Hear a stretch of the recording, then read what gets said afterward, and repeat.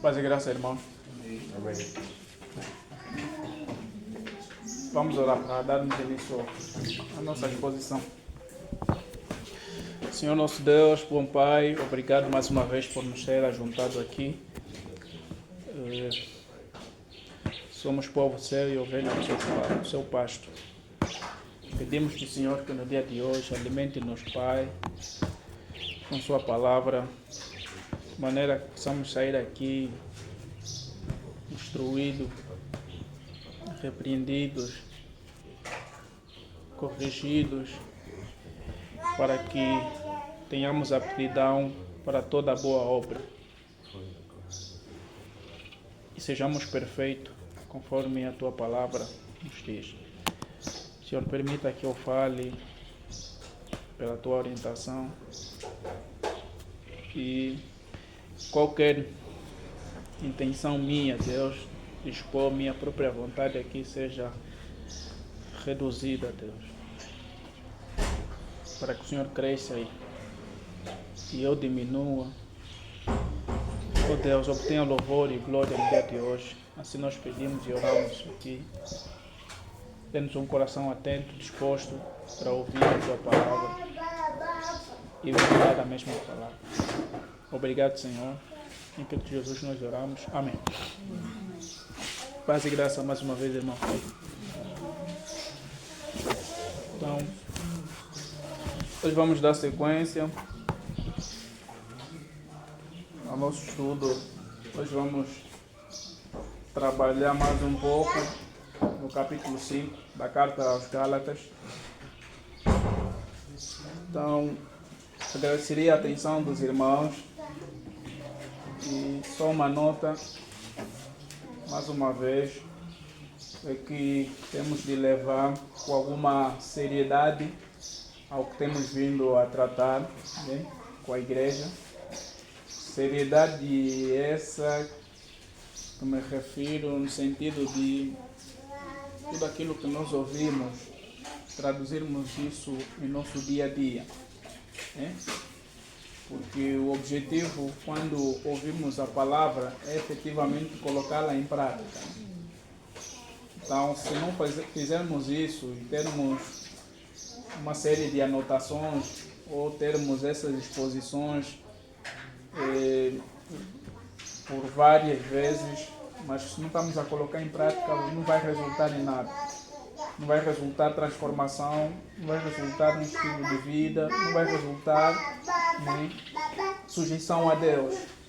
Então, a minha oração e meu desejo, né, é que possamos fazer o melhor proveito do que temos vindo a tratar. Então, as nossas anotações sirvam efetivamente para, quando nós formos questionados a razão da nossa fé, sabermos como responder. Porque até então o que temos vindo a tratar são questões fundamentais da fé cristã. Ou seja, se olharmos para toda a carta, o que vamos olhar são, senão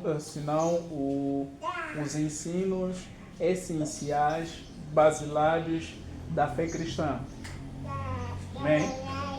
Aquelas de quando nós chegamos à fé, e é imprescindível, é necessário que nós estejamos instruídos nisso, para começarmos a defender a nossa fé. Então, nós estamos aqui a falar da nossa liberdade em Cristo Jesus, consequentemente, né, essa liberdade proporcionada pela justificação que é mediante a fé em Cristo Jesus.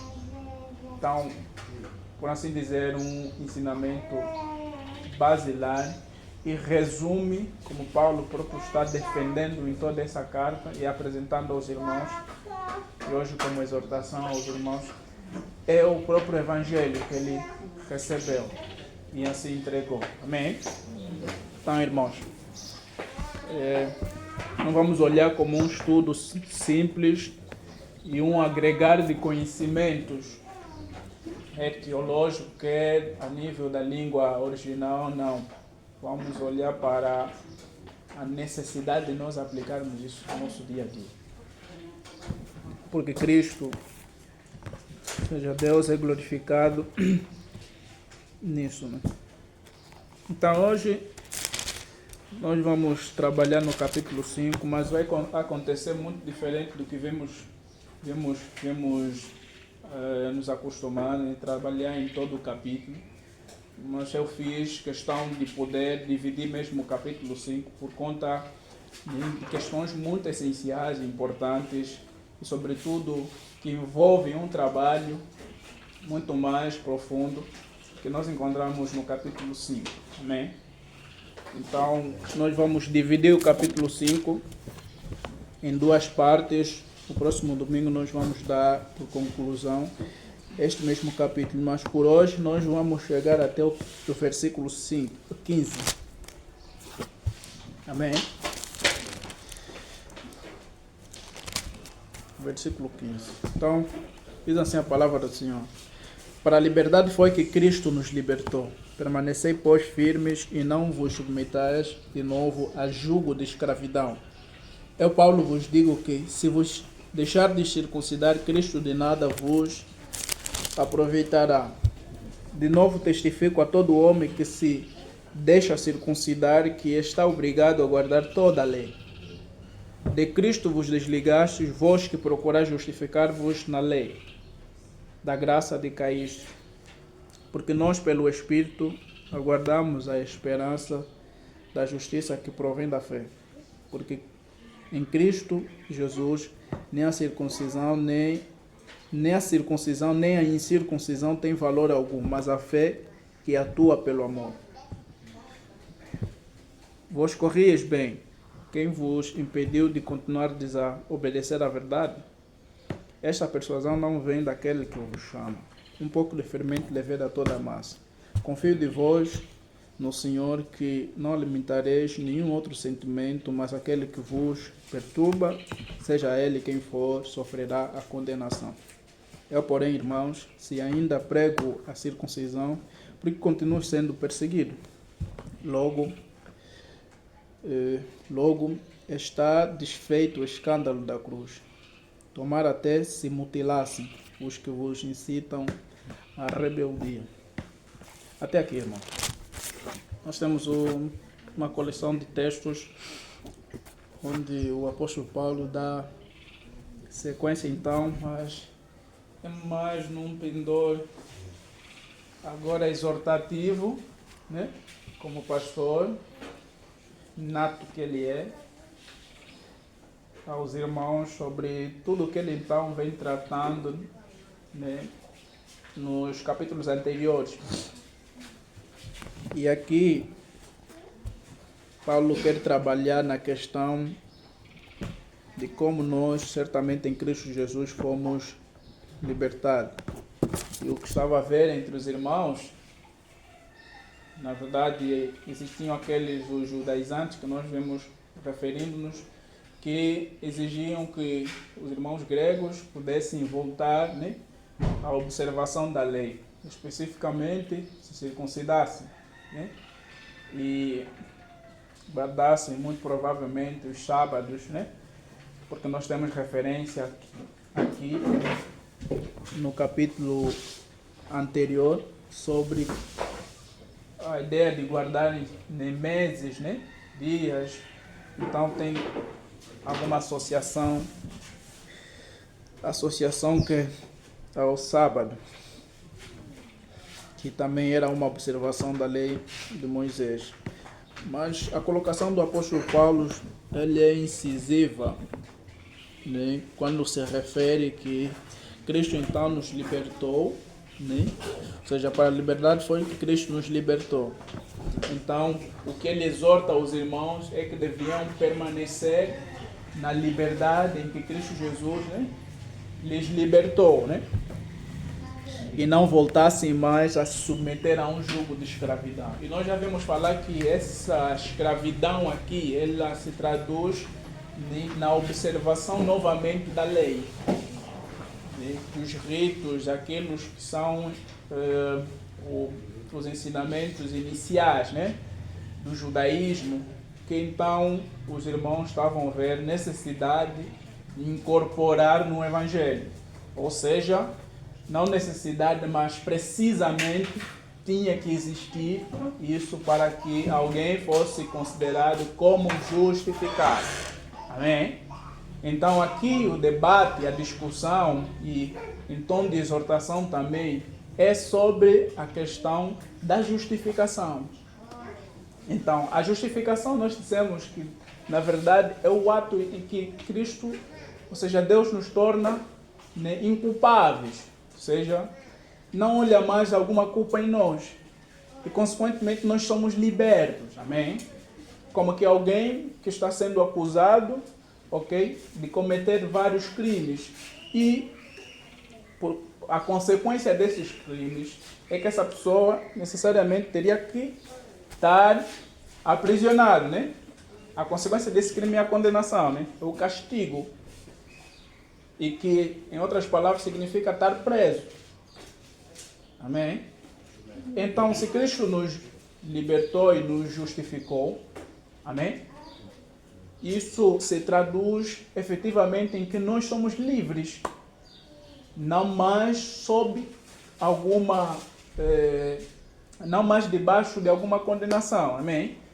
E vocês conseguem ver quando João fala no Evangelho que leva o seu nome, quando fala sobre, né, que aquele que crê em Cristo não, tem a vida, né? Mas aquele que não crê já está condenado. Né? Ou seja, a condenação já está posta sobre ele. Então, irmãos, Cristo então nos libertou e nos justificou, certamente, né? Essa justiça, nós não temos mais culpa, não há alguma coisa em nós que possamos, certamente, possa nos impedir de nos achegarmos diante de Deus, porque somos livres e aceitáveis diante dele. Qual é a preocupação do apóstolo para com os irmãos? É que deveriam permanecer nesta liberdade, amém? E não mais voltarem a se submeter. E aqui a palavra submeter é estar amarrado a alguma coisa, né? Amarrado a alguma coisa, essa sujeição. E amarrado a quê? A um jugo de escravidão, irmãos.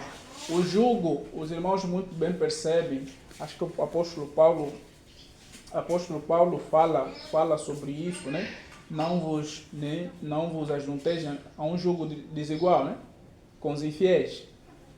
E a palavra jugo, o judeu já tem noção do que é que mais ou menos isso se traduz. Jugo é uma espécie de uma madeira que era feita para prender, né, os animais enquanto aravam a terra. Né? Arar é criar, né? Pronto, fazer a terra para a plantação, preparar a terra para a plantação. Então os animais eram usados, né, na altura para o efeito e para ligá-los e permitir que, né, tivesse uma correta, né, um correto alinhamento. Acho que não sei como é que se chama na plantação aquilo, não sei se é esquema, alguma coisa assim. Um correto alinhamento. Eles tinham que ser prendidos, né, por meio de um jugo, para que andassem de forma conjunta. Então esse jugo é uma espécie daquilo que Paulo está aqui a dizer, ok? Não podemos mais, uma vez que Cristo nos libertou, nos prendermos, nos amarrarmos à lei. Amém? Que se traduz a essa escravidão.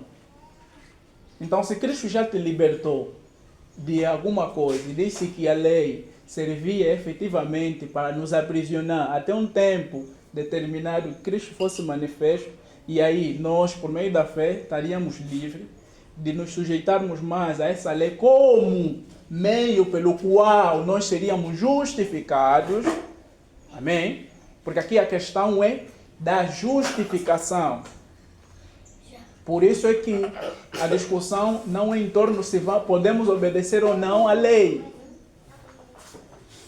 A discussão é em torno se por meio da lei nós somos justificados, somos considerados sem culpa diante de Deus.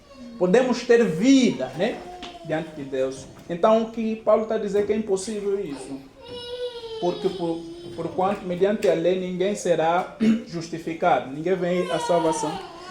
Então, Paulo está a dizer exatamente isso.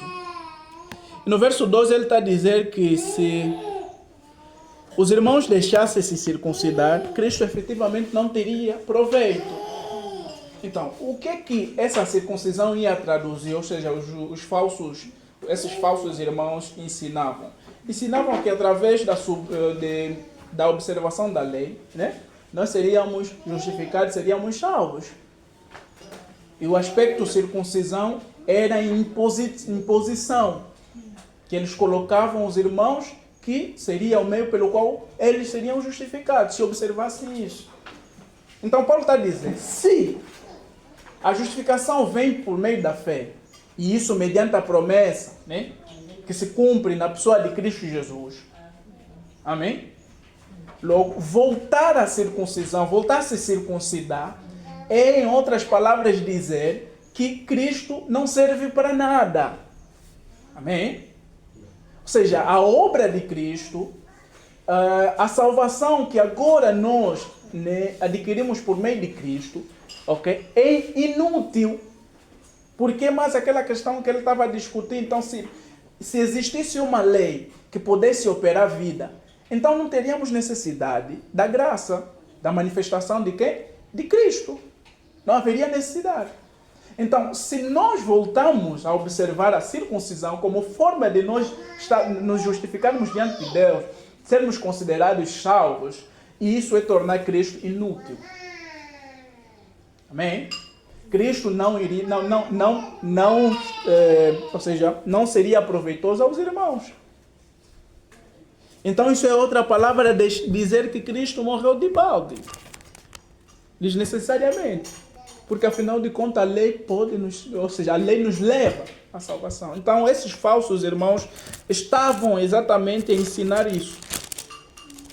E aqui Paulo está a exortar os irmãos no sentido de que eles deveriam mesmo permanecer naquilo que eles perceberam, receberam, né, sobre que nós somos, então, libertos em Cristo Jesus, né?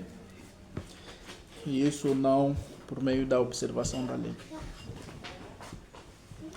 No verso 3, Paulo continua a dizer que testifica a todos os homens que se deixam circuncidar, estão obrigados à observação da lei. Então, novamente, aquela ligação. Então, se você diz que é mediante a lei que nós seremos, então, justificados, você não estará, então, excluído a não ter que obedecer toda a lei. Se por meio da lei você será justificado, e nós lemos em Deuteronômio, capítulo 27, né? Verso 26, que quem não obedecer, né, toda a lei é maldito, né? Amém?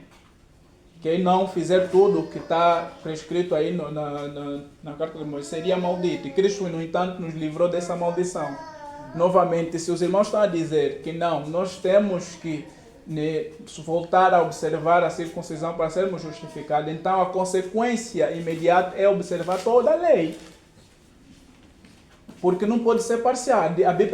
A própria Bíblia testifica lá em Deuteronômio que tem que obedecer tudo. Senão vai ser maldito. Por isso é que Tiago, diante dessa situação, disse muito bem. Então, se você se mostra que por meio das obras da lei eu vou ser justificado, né? Eu vou ser salvo. Então, o que decorre disso, você tem que observar toda a lei. No entanto, se você tropeçar, não, você é culpado de todo. Logo, esses irmãos, Paulo está a dizer que se deixassem levar nisso, a consequência inequívoca, tinham que observar toda a lei. E aqui é uma condição praticamente impossível. Verso 4. De Cristo vos desligaste, vós que procurais justificar-vos na lei, na graça decaíste. Irmãos, nós estamos dentro de um texto que, por assim dizer, é alvo de muita discussão e interpretação. Ok? E aqui, para uma leitura bem rapidinha, é fácil alguém tentar levantar a questão. Então é possível nos desfazermos da graça uma vez participando nela? Ou seja, é possível então nos desfazermos da salvação uma vez participando nela. Então, levanta-se série de interpretações que alguns aqui olham para esse texto e entendem que sim, é possível nos desfazermos da salvação que recebemos em Cristo Jesus. E os outros vejam, não, que não é isso que o texto está a dizer. E efetivamente não é a questão da perca da salvação que o texto está a tratar. Amém? Aqui quando o apóstolo fala de que de Cristo vos desligastes, né, ele usa uma palavra que é afastar-se, né?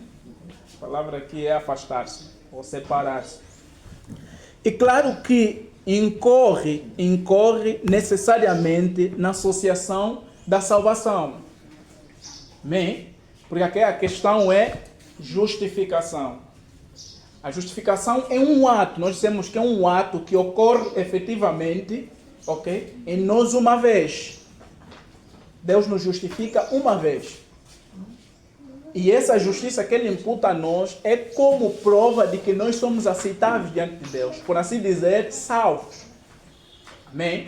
Então a sua discussão é que os irmãos que estavam a dizer que por meio da lei nós poderíamos chegar, ok, à salvação, logo incorre que não tem como eles têm a mesma ligação, né, na verdade, na salvação que nós temos em Cristo Jesus. Ou seja, é assumir uma realidade contrária ao que nós conhecemos do Evangelho sobre como nós fomos salvos, sobre como nós seremos salvos, que é mediante a fé em Cristo Jesus. Então, se eu digo que é por meio da lei que eu serei justificado, né, Cristo não tem qualquer parte contigo. Ok? Irmãos, nós percebemos em torno de todo estudo que nós vemos tendo, irmãos, aqui há que fazermos uma distinção, porque Paulo está a chamar esses irmãos que estavam a saquear a liberdade dos outros como falsos. Amém? Temos aqui, sobretudo no capítulo 1, deixa eu ver. No capítulo 2. Temos aqui uma prova evidente de que esses mesmos irmãos procuravam espreitar a liberdade, a liberdade dos irmãos que estavam na galáxia, né? E esses irmãos que estavam a espreitar a liberdade, os que estavam na galáxia, por assim dizer, buscavam o quê? Impor a condição de que eles deveriam obedecer à lei para que fossem desse modo justificados. Então, esses falsos irmãos do qual Paulo chamam, né, esses falsos irmãos, alguns que vieram da parte de Tiago, né?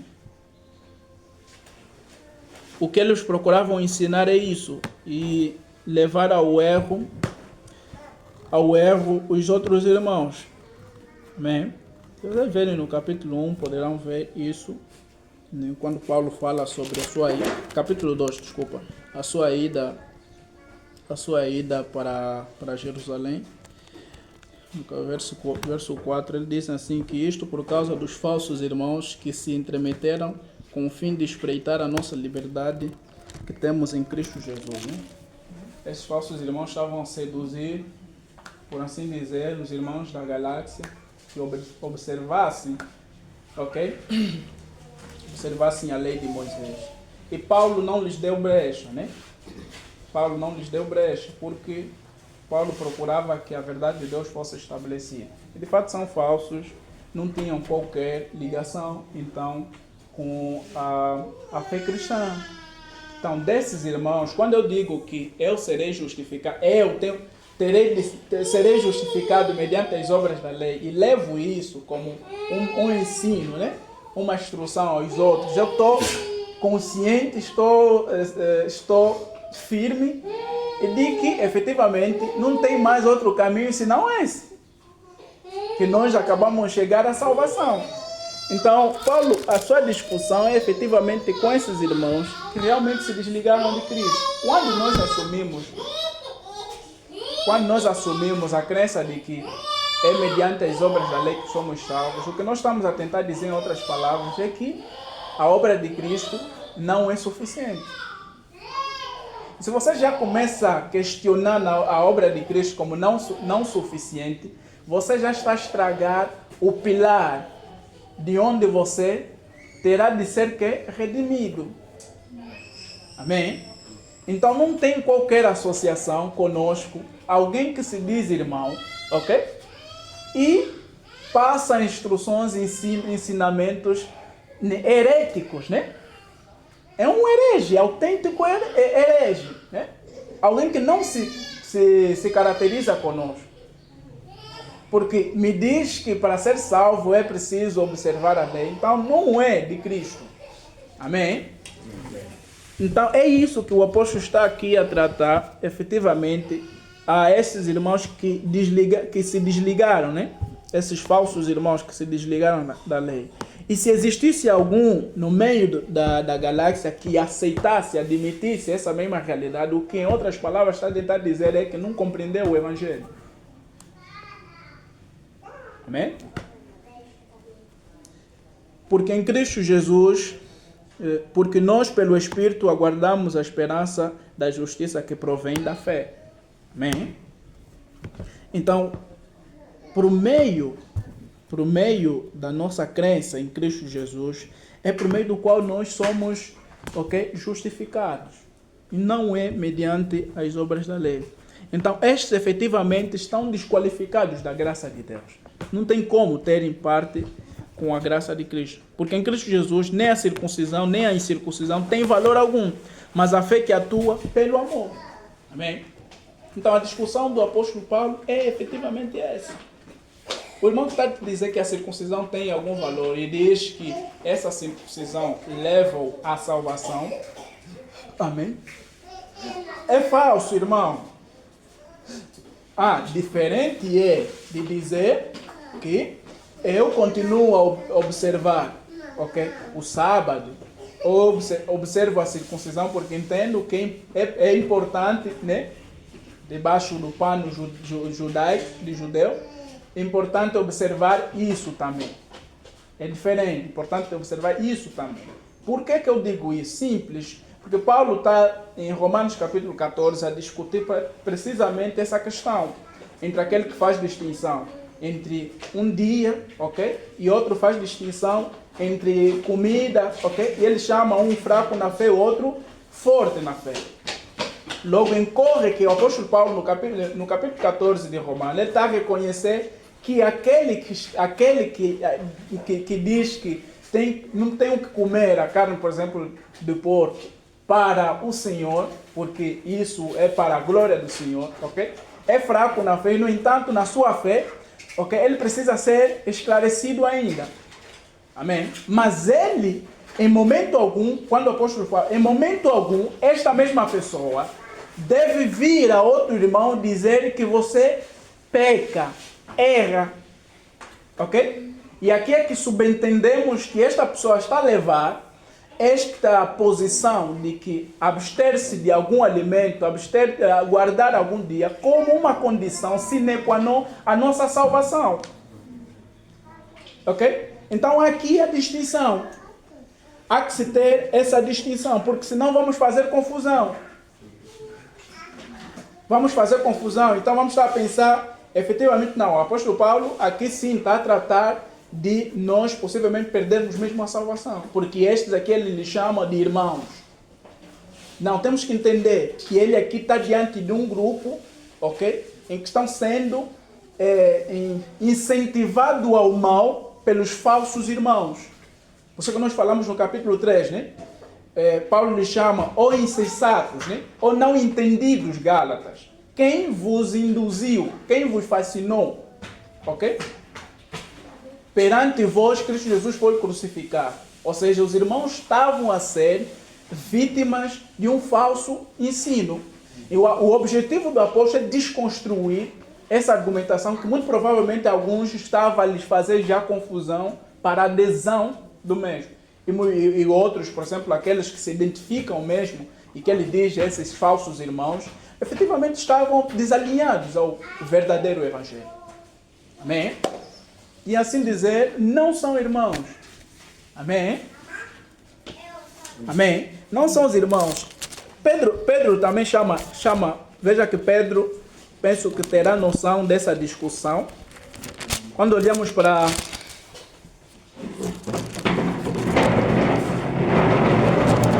olhem só para a segunda carta de Pedro.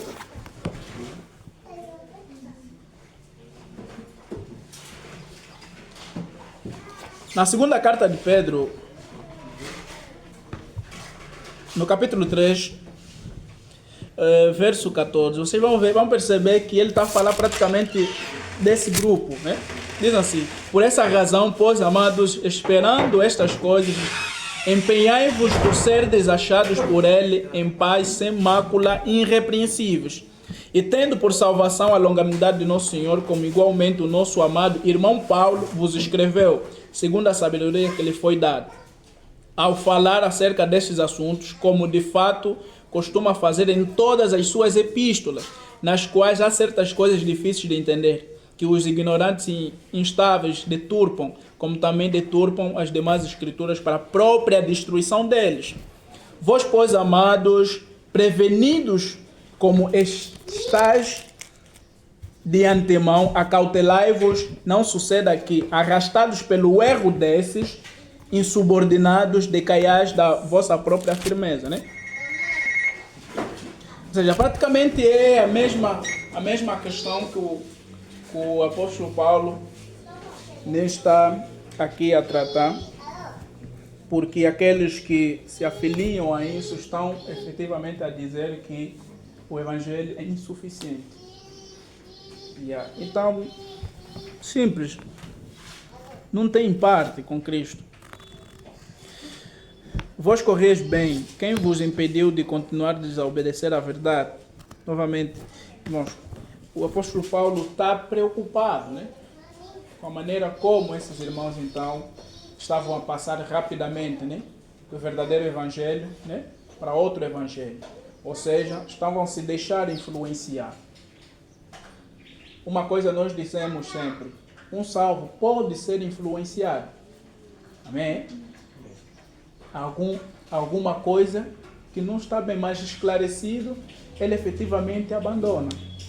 Amém? O falso planta, cultiva isso e se mantém nisso. Amém? Então, aqui os irmãos estavam efetivamente a ter uma direção oposta ao que o apóstolo Paulo era ensinado para eles. E aquela recessão que eles tiveram. Então, estava a se instalar uma confusão enorme na mente dos irmãos por conta das doutrinas que esses falsos irmãos judaizantes estavam a ensinar, esses falsos mestres. Pedro disse que existirão vários falsos mestres, surgirão vários, né, falsos mestres, né, dentre vós. A questão é, esses dentre vós eram efetivamente salvos, depois perderam? Não é. Amém? E Paulo aqui está a dizer que se infiltraram-se. O que parece que o objetivo desses falsos mestres era mesmo ir de comunidade onde Paulo estava, de comunidade a comunidade, dizer: olha, obedeçam isso, se vocês não fizerem isso, não. Veja, a grande diferença é que está aí o apóstolo Pedro, né? O apóstolo Pedro, depois de um tempo, esclarecido pelo Espírito de Deus, o próprio Deus, percebeu: não, isso aqui é coisa da minha mente, não é isso que a Bíblia, que o Senhor nos ensina.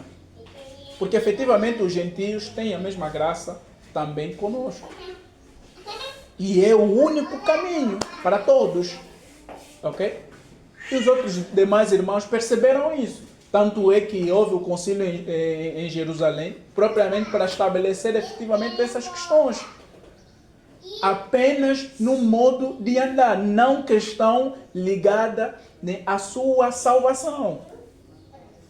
Amém? Porque esses falsos mestres, o que eles fazem é muito pior. Que eles alegam que é observação da lei de Moisés, a circuncisão, não comer algumas comidas, as carnes, que seremos justificados. E isso é insulto ao evangelho puro. Isso é um insulto ao verdadeiro evangelho. Porque não é isso que o evangelho ensina. E Paulo mostrou muito bem isso, através até desde o Antigo Testamento.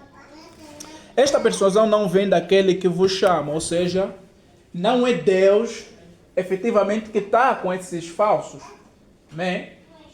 Não tem como. Porque quem está a vos persuadir é alguém que está desligado de Deus. Amém? Não vem de quem vos chama. Quem vos chama? O Senhor Jesus. Amém? Amém? O Senhor Jesus é quem nos chamou. Um pouco de fermento leveda toda a massa. E aqui uma referência costumeira do apóstolo Paulo de sempre mostrar aos irmãos que tinham que separar tudo aquilo que é falso do meio deles. Tudo aquilo que se mostra contrário à sã doutrina.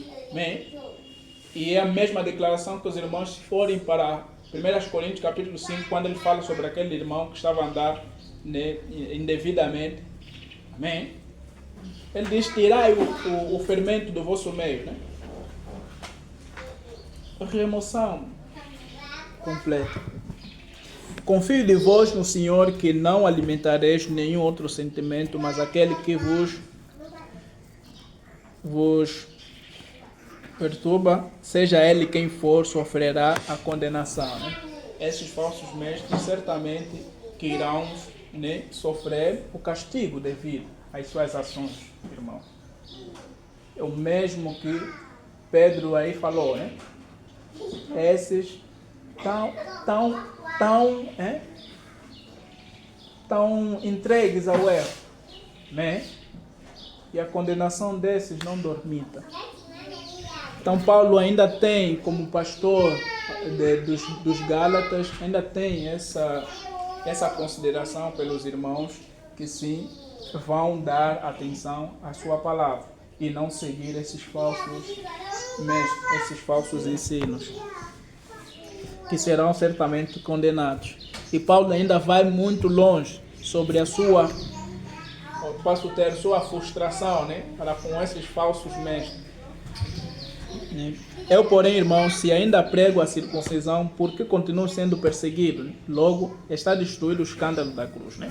Que ele faz a referência sobre, né, o seu compromisso de ter abraçado o Evangelho e apresentado ele como o Senhor o revelou, e que tem se mostrado, né, ao longo tanto da carta como em Atos, meio pelo qual ele foi sempre perseguido.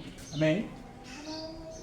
E sobre todos os que perseguiram Paulo, sempre foram esses falsos irmãos, os judaizantes, né? Os da seita dos fariseus, sempre esses perseguindo ele. Por quê? Tudo que eles ensinavam que se ensina contra Moisés, né? Tudo que ele ensina é contra aquilo que Moisés disse, invalida tudo, né? Este aqui é um herege, é um falso. Chega, eles vão até entre os irmãos colocar coisas na mente dos irmãos para que o apóstolo Paulo fosse invalidado, né? Não, o apostolado dele não é como dos 12 que foram chamados pelo Senhor Jesus. Ele até não teve lá, muito provavelmente, isso é por cogitação, né? Sim, por cogitação, muito provavelmente tiveram, essa aqui não tem parte, esse é um falso, veja só como ele surgiu, né? Não andou com o Senhor. Por isso é que Paulo usa, né, afirmações. Então também falava, ele não faz parte dos 12. Amém? Ele reconhece, ele até reconhece, mas ele mostra que existem elementos que não diferem dos outros, que são indispensáveis e autenticam o seu apostolado. Amém?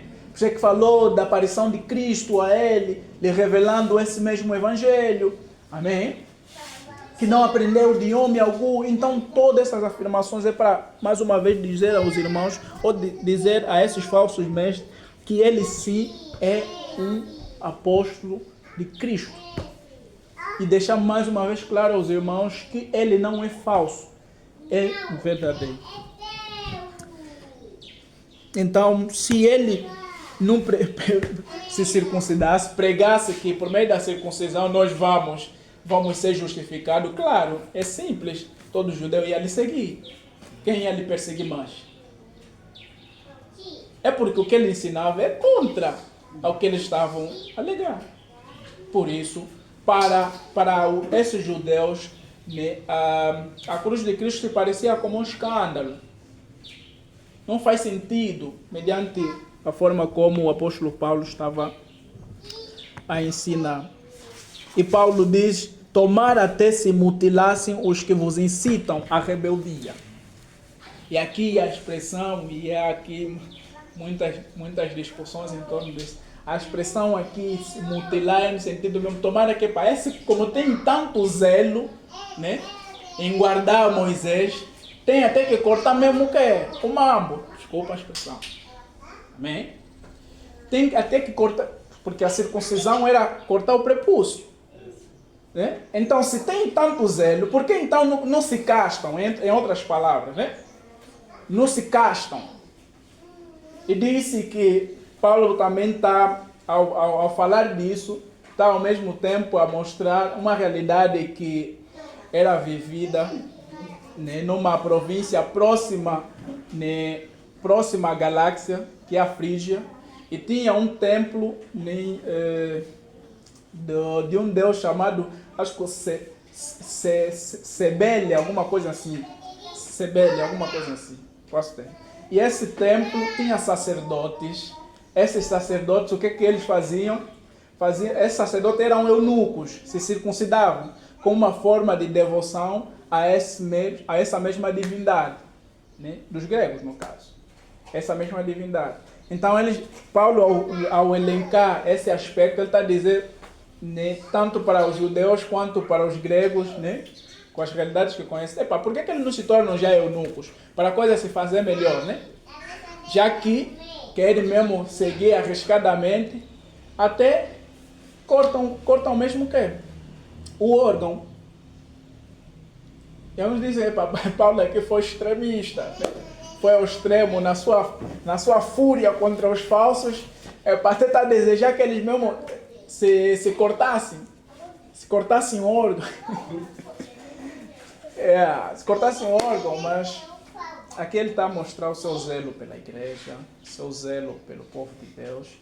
E de fato, se esses irmãos, ou esses falsos irmãos, se efetivamente fossem mais rigorosos em levar isso, seria-lhes melhor se tornarem mesmo eunucos para testificarem a todo mundo que realmente, né, nós estamos nessa para Deus, né? Por meio disso nós seremos salvos. Então Paulo, como um pastor preocupado pela forma como o rebanho estava a ser guiado, né? As falsas influências que eles estavam a receber, tem esse sentimento dele, e vocês veem um apóstolo Paulo bem revoltado. Você até pergunta, mas por que dessa revolta do apóstolo Paulo? Se são só homens, né? Eles deixam só enganar, Paulo, segue a tua estrada, vai em outras congregações, até te falam mal, né? Te frustram mal, é mesmo esse que você também está a se frustrar e a esperar que daqueles que eles influenciam alguma situação como essa. Então aqui é um Paulo, um apóstolo realmente zeloso para a obra, né, de Cristo, se identificou. E ele disse que sente as dores, como uma mãe que dá luz, né? Sente de novo as dores de parto por esse mesmo povo, para que Cristo fosse formado neles. Né? Para que Cristo fosse formado neles. Então, irmãos, o apóstolo Paulo está aqui com um sentimento semelhante. Verso 13 a 15. Porque vós, irmãos, fostes chamados à liberdade, porém não useis da liberdade para dar ocasião à carne. Sede antes servos uns dos outros pelo amor. Porque toda a lei se cumpre em um só preceito, a saber, amarás o teu próximo como a ti mesmo. Se vós, porém, vos mordeis e devorais uns aos outros, vede que não sejais mutuamente destruídos, né? Então, novamente, aqui exorta aos irmãos que se efetivamente reconhecem que em Cristo Jesus foram libertos e têm essa liberdade, então não deveriam tomar essa liberdade para novamente praticar as coisas perversas, dar ocasião à carne de obrar, ou seja, insinuarem coisas falsas que realmente só refletem desejos e vontades da carne e não daquilo que Deus nos ensina. Antes, pelo contrário, o que eles deveriam fazer é se recomendarem ao amor. Amém? Porque o amor é o vínculo da perfeição, né? Ele diz, amém. O amor estabelece paz. Amém? O amor lança fora todo medo. Por assim dizer, o amor é um dos mandamentos, segundo os mandamentos que resume, né, os 10 mandamentos, né? Amar o seu próximo como a ti mesmo, como ele aqui referencia. Ou seja, em outras palavras, os irmãos teriam que se recomendar ao amor e não se entregarem a esses conflitos sobre obedecer ou não, sobre fazer ou não o que a lei exige, mas voltarem-se efetivamente naquilo que Cristo estabeleceu como liberdade em nossas vidas. Amém? E nessa liberdade fôssemos operar em amor. Então, o que é que podemos aprender aqui? Claro, irmãos, nós somos livres em Cristo Jesus. Não devemos criar, ok? Regras próprias, leis próprias para nos conduzirmos diante de Deus.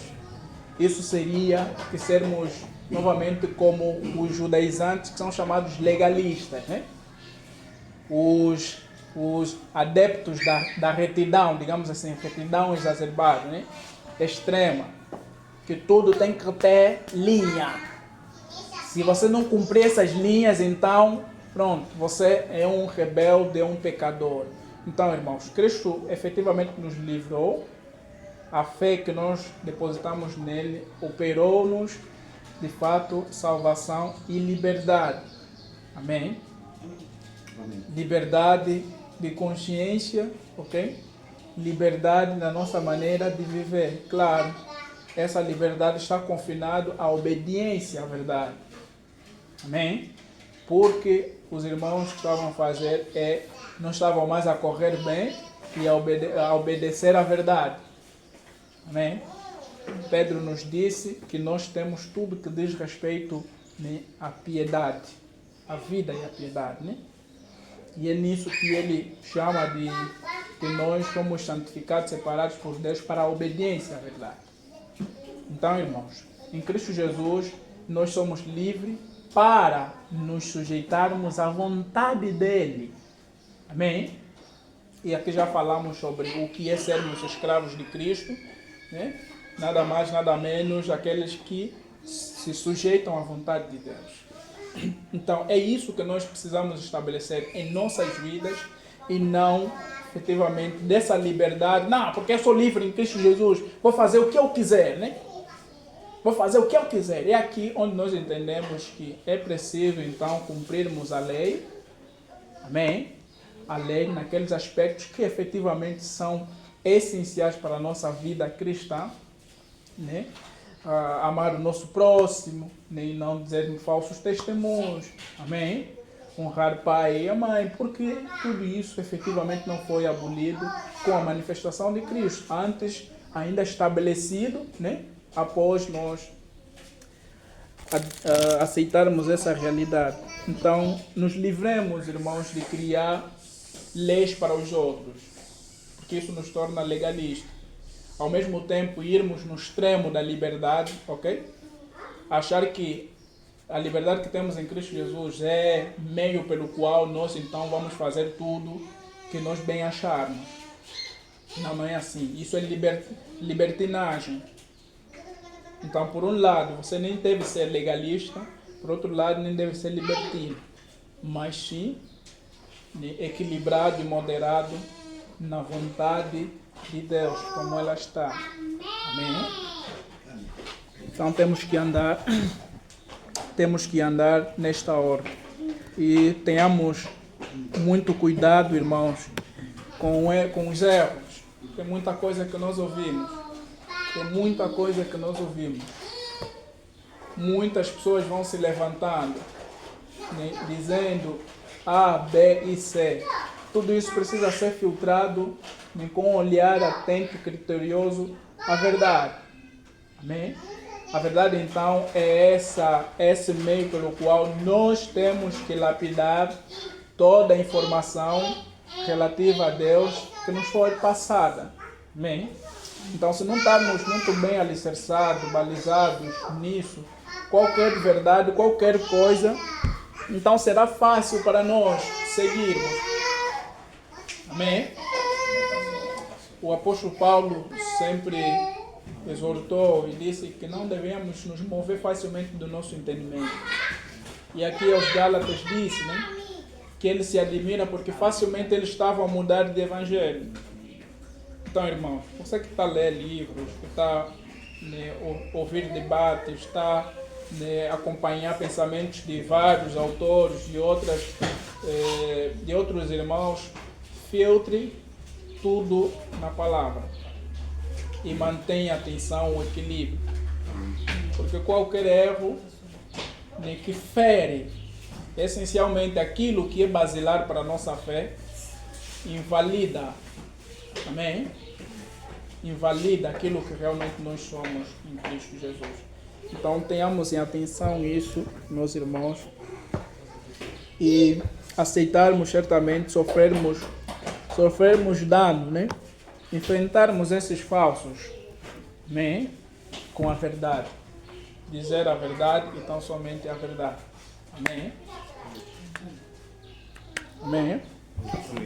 Então, por último, mais do que isso, prevalecer em nosso meio o amor. Amém?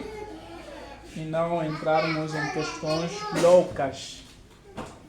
Assim dizer, questões loucas. Vamos discutir uma ou outra das questões, mas deve prevalecer em nosso coração o amor pelo nosso irmão. O amor pelos nossos irmãos. É efetivamente esse elo de nossa ligação. O amor. Então, qualquer ação, seja debate, seja instrução, que não estiver fundamentada no amor, ele tem um desvio, ou seja, está desviado da verdade. Ou seja, o amor nos põe em grau de, digamos, a comparação semelhante, né? Passo até os linguistas sabem disso, que estou a adulterar, em grau de comparação semelhante, mas praticamente nos colocamos em pé de igualdade com o outro irmão. Sabemos que nós fomos redimidos, tal como ele também foi redimido, e estamos unidos nesta mesma causa. Ou seja, a nossa unidade aqui mais uma vez é enfatizada. Temos que estar unidos, temos que estar ligados. E é desse modo que certamente iremos combater com falsas heresias, com heresias, né? Penso que passo o termo, né? Isso que se diz, né? Educadamente. E então temos que estar unidos para combater qualquer erro que seja e não permitir que esse erro, né, permeie nas nossas reuniões, nos nossos locais. Efetivamente é uma coisa que não vai bem na argumentação do seu irmão. O que nós devemos fazer é, com alguma paciência, corrermos com o nosso irmão e em amor. Amém? Então, aos nossos ministros, certamente o zelo pela igreja é fundamental. Amém? Olhem para a figura do apóstolo Paulo, a figura de Pedro. Então são pastores, ministros que, por assim dizer, o seu zelo pelo rebanho era tão grande que eles se colocavam na condição, se calhar, de sofrer danos, inclusive, né, por esse mesmo rebanho. porque eles entenderam efetivamente a verdadeira missão que Cristo lhes comissionou. Porque o pastor é aquele que se coloca diante das ovelhas e protege essas ovelhas de qualquer influência externa. Essa influência pode vir fora como internamente. Então o pastor é aquele que está aí nesse meio, né? O ministro é aquele que está aí nesse meio para coordenar, para manter as coisas em ordem. E efetivamente faz isso com amor e sujeição ao senhorio de Cristo. Amém? As ovelhas vão dar trabalho, vão dar aquela dor de cabeça, como essas ovelhas estão a dar efetivamente dor de cabeça. Mas eu vos falei que não podiam se mover facilmente, estão a se mover. Então aquela paciência, né? A paciência por parte do ministro, por parte do pastor é essencial. Amém? É essencial para o cuidado e apacentamento das ovelhas, porque realmente questões muito difíceis vão aparecer. Você já correste com a ovelha várias e várias vezes sobre aquele aspecto, mas ainda é dura, mostra rebeldia em voltar a fazer a mesma coisa. Então a vassoura, a vara, não pode faltar a ela. E essa vara, como o apóstolo Paulo mostrava, vocês, a vontade é de ir estar face a face convosco e ser duro, né? Ser duro. Então, as ovelhas precisam perceber que, vezes que o pastor vai agir mesmo com dureza. Amém?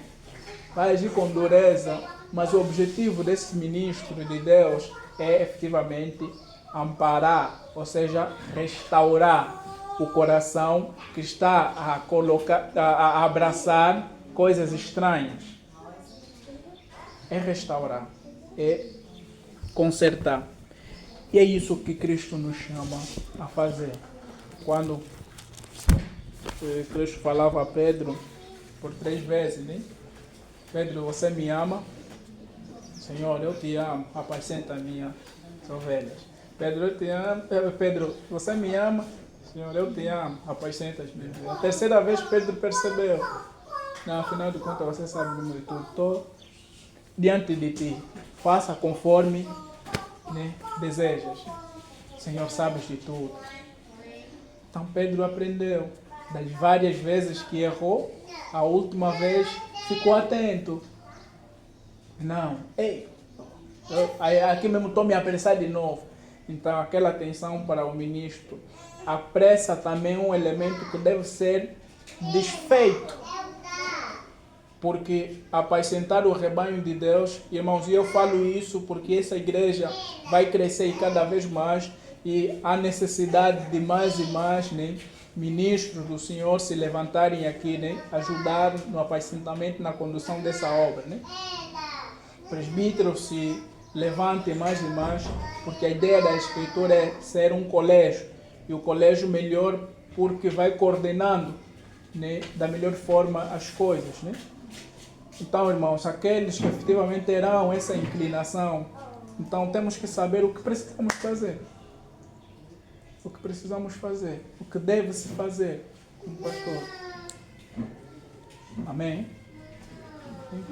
Então, a paciência é uma característica fundamental no bispo, num pastor. É essencial em todos os aspectos. Então, Deus seja louvado por sua palavra, irmãos.